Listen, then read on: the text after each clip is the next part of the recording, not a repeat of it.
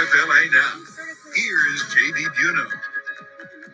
Just into the newsroom moments ago, confirmed by our sister station Kix 11 in New York, Brian Laundrie, the fiance of Gabby Petito, the person of interest in her disappearance, is officially missing.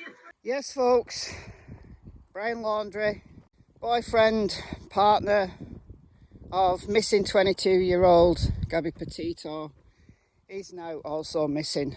In this video, I'll give you a summary of what happened as it happened, but I want to concentrate us back to where is Gabby? Where is she?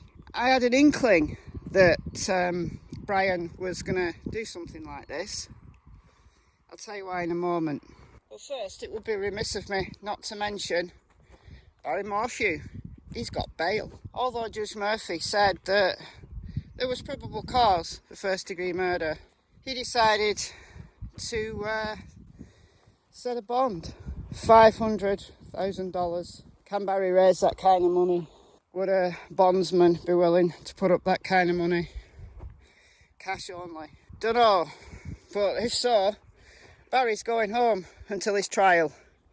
Yep, he'll have an ankle tag on, you know, a geofence kind of tag, I assume. Trial date is set for the 3rd of May, 2022. Consider the date. Suzanne's family will be in court, hoping for justice when it's her anniversary. That's a cruel twist of fate, isn't it? Although one might assume it's purposeful. One might assume that. I would forgive you if you assume that. Let's just say that. I'm Michelle, by the way. I haven't introduced myself. I'm Michelle. I hope you're well. And yeah, let's get into Brian Laundrie and Gabby Petito. So for much of yesterday, there was protesters outside of Brian Laundrie's Northport, Florida home. News crews started to arrive as it was known that the police were in there.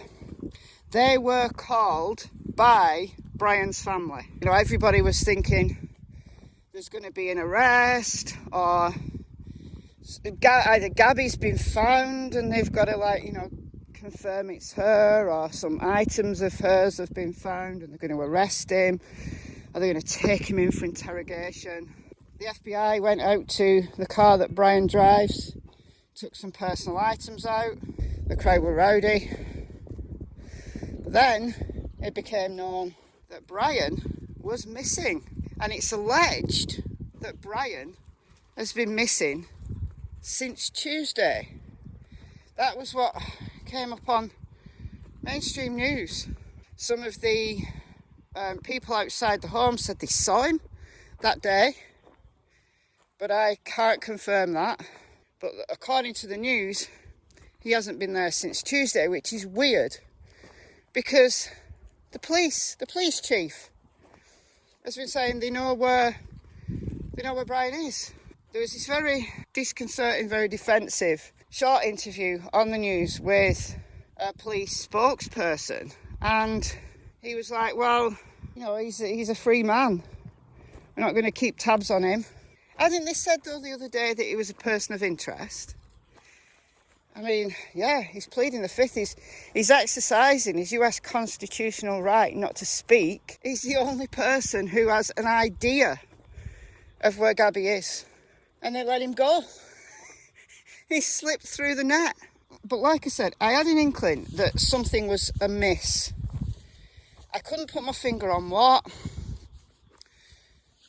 I thought, is he really in the home? That was my very first thought. Is he really there? When I heard the sister of Brian speak on national TV yesterday.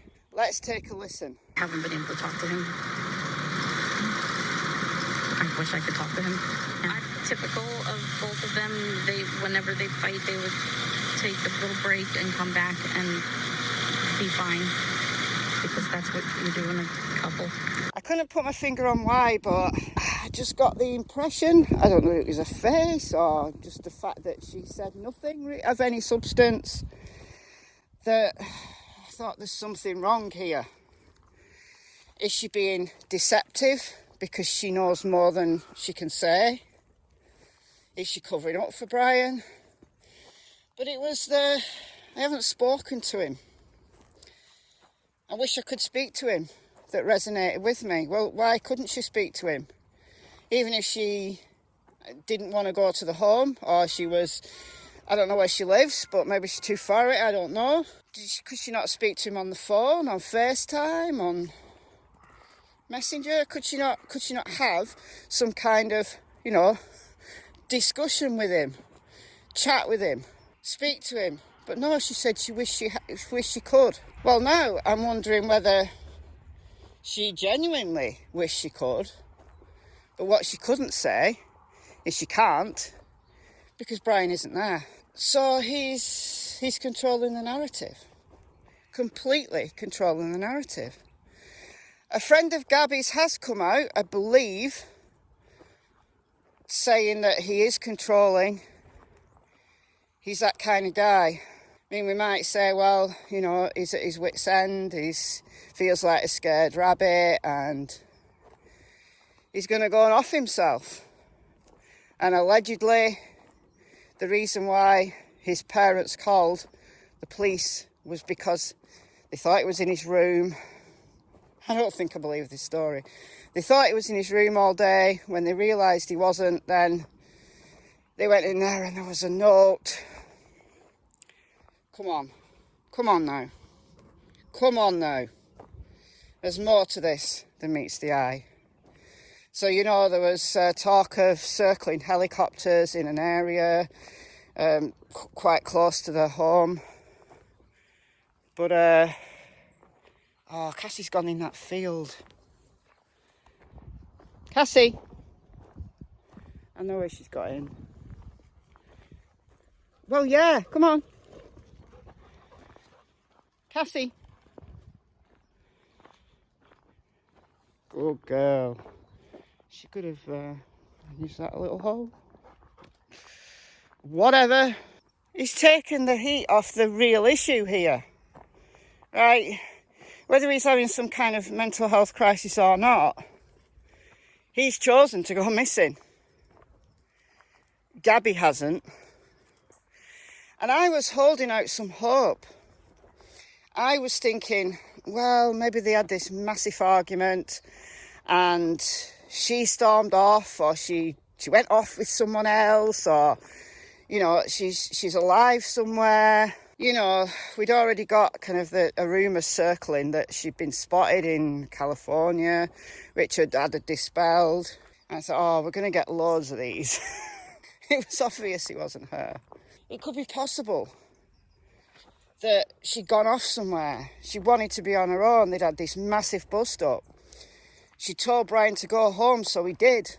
And he left her, and now he's feeling guilty, and he knows he's going to be in trouble, and he thinks, and his parents are on his case to lawyer up. And, you can put that scenario quite easily into play. But no, now Brian's done this. Unfortunately, for one, I don't think so. I think something's happened. And in this video, it's going to be long enough anyway. I don't want to kind of go into theories of what might have happened. I want to stick to the facts as we know them.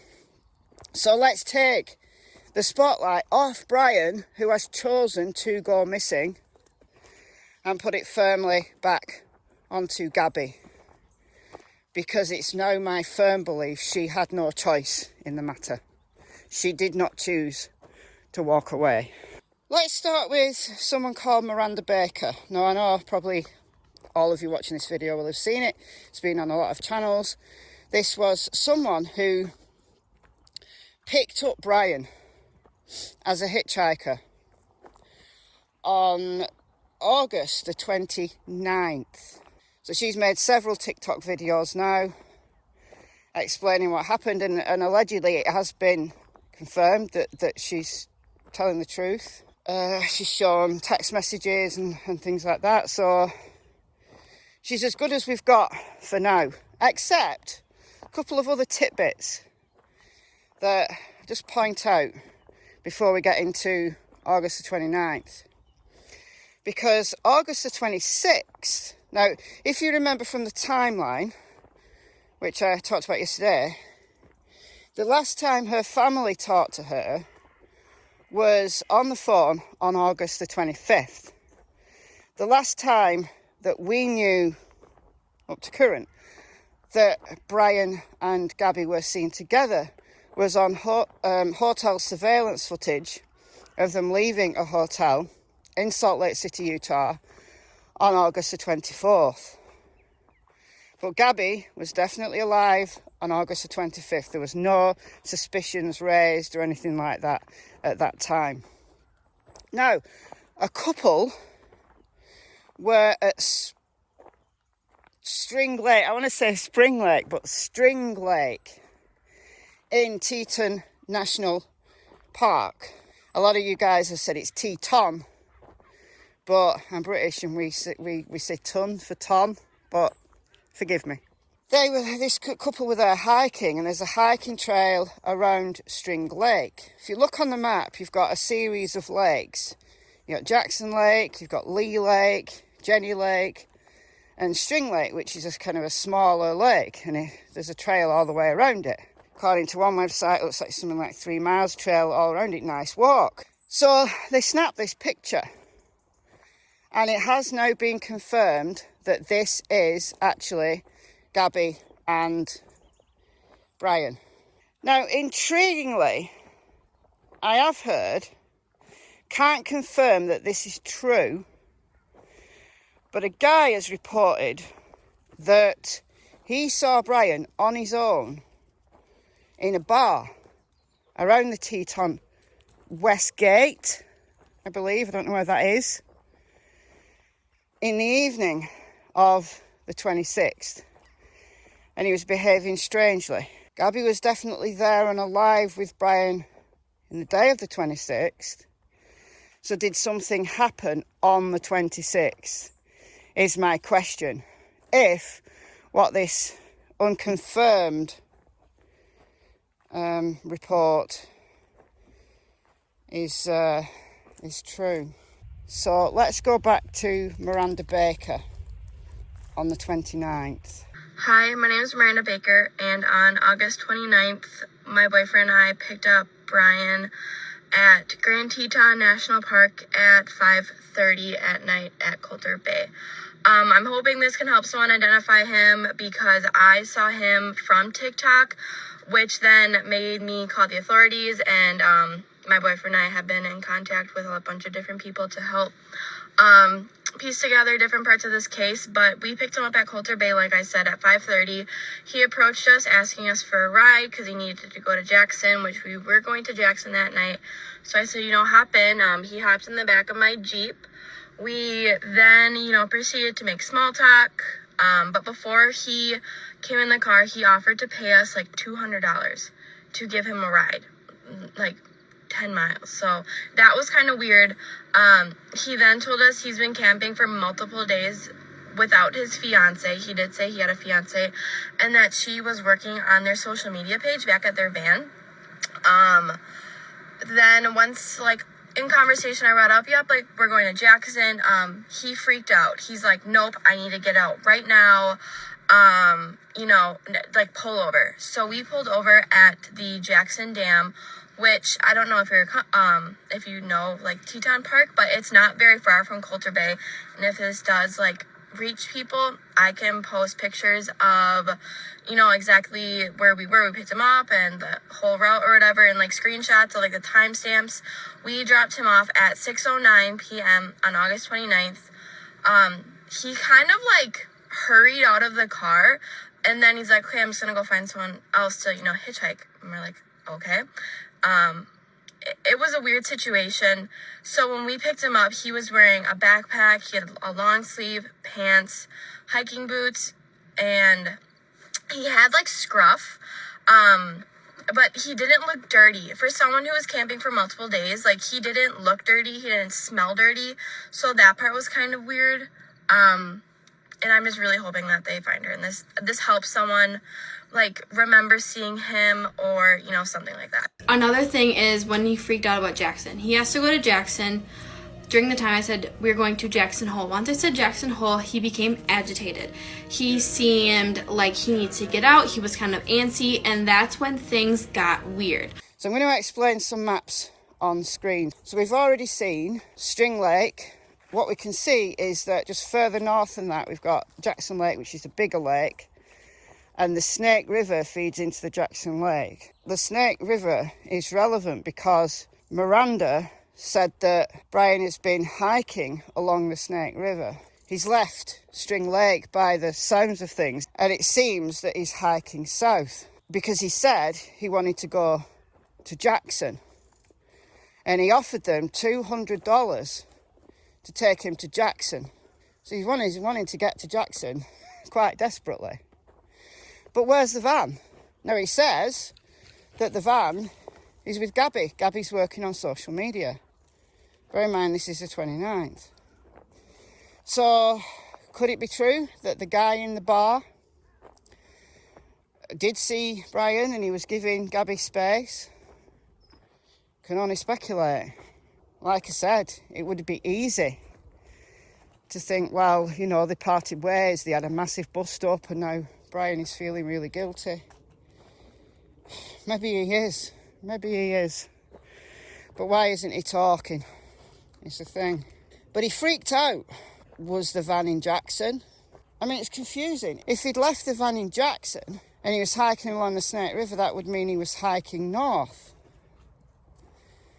With only a tarp to sleep on, right, he says. So, trying to get it straight in my head, you help me out, guys, that if he wanted to go back to Jackson, the van's in Jackson. When did the van get left in Jackson? Because then we know they were at String Lake on the 26th, and this is now 3 days later, on the 29th. So, as he started to hike back south to go and get the van? Possibly. That's the most logical explanation to me. But he freaked out when Miranda said, we're going to Jackson Hole. So somebody who doesn't know the area wouldn't know, and he freaked out and he wanted to get out, so they let him out. So somehow he's obviously retrieved the van because he drove home in it. So why did he freak out when Miranda mentioned Jackson Hole? Just wanted to get in the van and go? Probably. On September the 1st, he was back in Florida, in Northport. So whether we take it from Jackson or we take it from String Lake, I think we're going to take it from Jackson, I would imagine, as he was wanting to get back there on the 29th. And then he's back home on the 1st. It's the best part of 2,500 miles. But it's doable, right? It's doable. 30th, 31, 2 full days he's got. Could do it. Not much sleep, but he could do it. Now, there's some more unconfirmed things, you know, that, you know, he hears voices and, you know, we're going to hear rumours and speculations and stuff until this, at least Brian is located, I guess. At least till then. Not saying he doesn't hear voices. Clearly, Gabby was suffering from some kind of anxiety. Brian, there's a big issue with mental health here. Embedded centrally is key to this story. But it's very sad. And, you know, until Brian is located, and he will be, I mean, mind you, I don't know. Because if he really has been gone since Tuesday, and his parents have been covering for him, unbelievable. Hopefully the police pick him up and he's, you know, he's alive, and then they need to have words with him. Although this police spokesperson says, no, we'll drop him off at his home. Hope he's ready to talk. I want to keep the focus on Gabby, quite frankly. Where is Gabby? Where is she? Right here, right now, that's all I want to know. Where is Gabby? What happened to Gabby? So, call it a day here. Let me know your thoughts and comments below. I've been Michelle. Hope you're doing well. I'll see you in the next video, and it's goodbye from Miss Tillington and a very, very dirty Miss Cassie Springer. They both have their own YouTube channels, by the way. Go check them out.